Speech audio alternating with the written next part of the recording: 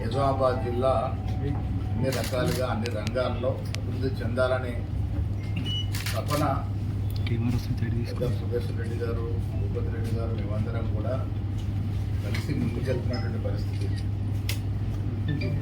ఈ జిల్లాలో అభివృద్ధి జరిగింది అంటే గతంలో కూడా కాంగ్రెస్ హయాంలోనే జరిగింది. 2004 నుంచి 14 వరకు, ఇప్పుడు 2023 నుంచి 26 వరకు వచ్చిన పరిశ్రమలు కానీ, వచ్చిన కాలేజీలు కానీ, జరిగిన అభివృద్ధి కానీ, సంక్షేమం కానీ అంతా కాంగ్రెస్ హయాంలోనే. ఆనాడు రాజశేఖర రెడ్డి గారు ముఖ్యమంత్రిగా ఉన్నప్పుడు తెలంగాణ యూనివర్సిటీ వచ్చింది. అప్పుడు దివంగత డి శ్రీనివాస్ గారు శాసనసభ్యులుగా, సుదర్శన్ రెడ్డి గారు, సంతోష్ రెడ్డి గారు, షబీర్ గారు అందరు తాపత్రయంతో మేమందరం కార్యకర్తలుగా అడిగితే తెలంగాణ యూనివర్సిటీ ఇచ్చినాం. సుదర్శన్ రెడ్డి గారు మెడికల్ ఎడ్యుకేషన్ శాఖ మంత్రి ఉన్నప్పుడు మెడికల్ కళాశాల చాలా ఇబ్బందికర పరిస్థితుల్లో కూడా ఢిల్లీకి పలుమార్లు వెళ్ళి మేము కూడా పోయాం. వారితో రకరకాల ఇబ్బందుల్ని అధిగమించి మెడికల్ కళాశాల తెచ్చుకున్నాం. అది రాజశేఖర్ గారు ఇస్తే కిరణ్ కుమార్ రెడ్డి నేతృత్వంలో ప్రారంభం చేసుకున్నాం. 2021, 22 ప్యాకేజీలన్నీ కూడా ఆనాడే డబ్బులు వచ్చినాయి. తర్వాత టీఆర్ఎస్ మళ్ళీ చేసింది. కొత్తగా ప్రభుత్వం వచ్చిన తర్వాత కూడా 35 ఏళ్ల కళ ప్రభుత్వ పరంగా ఇంజనీరింగ్ కళాశాల లేదంటే నేను ప్లీజ్ అధ్యక్షులైన తర్వాత పెద్దలందరి సహకారంతో ఇంజనీరింగ్ కళాశాల తేవడమే కాకుండా క్లాసులు కూడా స్టార్ట్ అయింది. ఈ రాష్ట్రంలో 3 అగ్రికల్చర్ కళాశాలలు వస్తే, ఒకటి ముఖ్యమంత్రి క్షేత్రంలో, ఒకటి ఉత్తమకోట క్షేత్రంలో, ఒకటి ప్లీజ్ అధ్యక్షుల కోటాలో వచ్చింది. అది కూడా క్లాసెస్ స్టార్ట్ అయింది. దాదాపు 600 కోట్ల హ్యామ్ రోడ్లు జిల్లాకు వచ్చాయి. పనులు ప్రారంభం అవుతాయి. ఎంబద్రి గుట్ట మీద, ఆర్మూరు గుట్ట మీద గెస్ట్ హౌస్ తెచ్చాము. ఉన్న స్కూల్స్ అని ఆధునికం చేస్తా ఉన్నాం.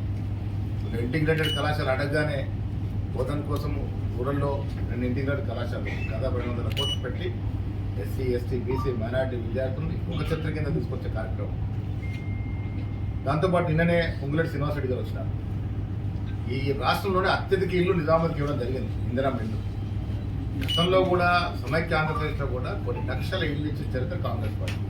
మధ్య బీఆర్ఎస్ పార్టీ ఎక్కడ ఎవరికి ఇల్లు ఇచ్చిన పాపన పోలేదు. ఇలా ఇందిరమ్మ పేరుంటే ఇల్లు ఇస్తాము.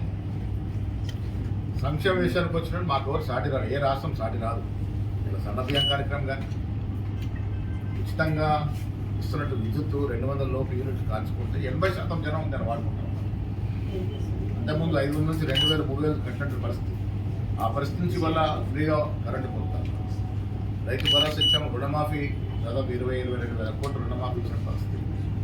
నిజామాబాద్ విషయానికి వచ్చినప్పుడు నా పొంగులాడితో ఉండేట్టుగా అతను రిక్వెస్ట్ చేయడం జరిగింది. మనందరం కూడా హైదరాబాద్ మాదిరిగానే నిజామాబాద్లో ల్యాండ్ స్కేర్సిటీ ఉంది.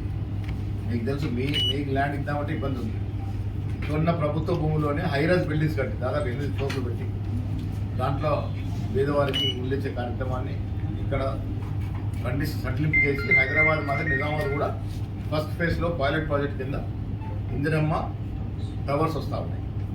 సో ఆ రకంగా అన్ని రకాలుగా జిల్లాని అభివృద్ధి చేయాలని ఒక ఆకాంక్షతో ముందుకు పోతా ఉన్నాం. కాంగ్రెస్ పార్టీని స్ట్రెంథన్ చేసుకునే దాంట్లో నేను ప్లీజ్ అధ్యక్షుడు ఇక్కడ ఉన్నాను, సారు సరాదాలుగా ఉన్నారు, శాసనసభ్యులు ఉన్నారు. పార్టీని స్ట్రెంథన్ చేయాలి. ఇవాళ దినమంతా మేము కార్యకర్తలతో సమావేశం అవుతా ఉన్నాం. మేము ఇవ్వబోయే సహకార సంఘాలు కార్యకర్తలు పనిచేసిన కార్యకర్తల కోసమే దాని నామినేషన్ పద్ధతి తీసుకొచ్చినాం.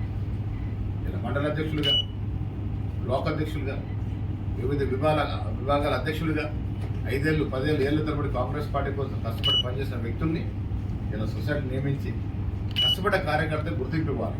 ఆ దశగా ప్రయత్నం జరుగుతుంది. అదే కార్యక్రమం ఇవాళ జరుగుతాం. నిరంతరంగా అభివృద్ధి విషయంలో ఏ రాజు లేకుండా ముందుకు పోతా ఉన్నాం. ప్రతి పార్టీలో కొంత ప్రజాస్వామ్య స్వేచ్ఛ ఎక్కువ ఉంటుంది. అందులో కాంగ్రెస్ పార్టీలో కొంత ప్రజాస్వామ్యం ఎక్కువ. నేను కూడా కొంత బాటంగా మాట్లాడుకునే వెసులుబాటు కాంగ్రెస్ పార్టీలో ఉంది. ఏ ఇతర పార్టీ లేదు. మీరు గతంలో చూశారు, డిప్యూటీ సీఎం రాజాని అర్ధరాత్రి ఏ రకంగా గెంటేశారో, పదవులు పూర్తి చేసి పక్కన పెట్టారో, ఏ రకంగా ఈటల రాజధాని గెంటేశారో.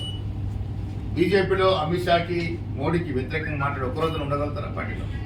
సో మా దగ్గర ఇది ప్రజాస్వామ్యం నమ్ముకున్న పార్టీ కాబట్టి కొంత ప్రజాస్వామ్య స్వేచ్ఛ ఎక్కువ ఉంటుంది. ఎక్కువ ఉన్నప్పుడు 1-2 మార్లు అవకాశాలు వస్తాయి. మాట్లాడినా దాన్ని సరి చేసుకున్న ప్రజలు అద్దులు దాటినాక ఎవరిని కూడా స్పేర్ చేస్తూ ఉండదు. అది ఎంత పెద్దవారైనా. ఇది కాంగ్రెస్ పార్టీ విధానం. పెద్ద పెద్ద నాయకులు మేము ఏఎస్లో పోగొట్టుకున్నాం. క్రమశిక్షణ ఉల్లంఘించిన వారు ఎంత పెద్దవారని ఉపేక్షించదు ఉండదు. ఇది కాంగ్రెస్ పార్టీ విధానం. ముఖ్యమంత్రి గారి గురించి పార్టీ గురించి అడ్డగోలుగా మాట్లాడతానంటే నడవదు. ఇదొక పద్ధతి ప్రకారం నడుస్తున్నట్టు పార్టీ. స్వేచ్ఛ ఇస్తున్నాం కదా, స్వేచ్ఛ ఉంది కదా అని ఇష్టారాజ్యంగా మాట్లాడడం లేదు. మీకేమైనా బాధ ఉంటే, మీకేమన్నా ఇబ్బందులు ఉన్నప్పుడు చెప్పుకోవడానికి మా కాంగ్రెస్ పార్టీలో దశల వారీగా ఫోరమ్స్ ఉన్నాయి. మీకు ఇబ్బంది ఉంటే పీసీ అధ్యక్షులు చెప్పుకోవచ్చు. ఇంకా సాటిస్ఫాక్షన్ కాకుంటే ఇన్ఛార్జ్ ఏఐసిసి మీనాక్షి నటరాజన్ గారు నిజాయితీ పర్రాలు, నిక్కచ్చిగా ఉండేటువంటి వ్యక్తిత్వం ఉన్నటువంటి నాయకురాలు కాబట్టి అక్కడ పోయి చెప్పుకోవచ్చు.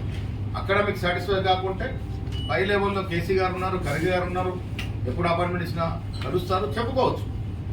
మీ బాధని, మీకున్నటువంటి ఇబ్బందుల్ని వ్యక్తపరుచుకున్నటువంటి ఫోరం ఉన్నప్పటికీ బహాటంగా బయటకు వచ్చి మాట్లాడతామంటే ఆ మాటలను తీర్చలు బట్టి అదురు దాటినప్పుడు డెఫినెట్గా చర్యలు ఉంటాయి. ఇది పార్టీ విధానం. పార్టీ విధానానికి అందరూ కట్టుబడి ఉండాలి. ఓకే.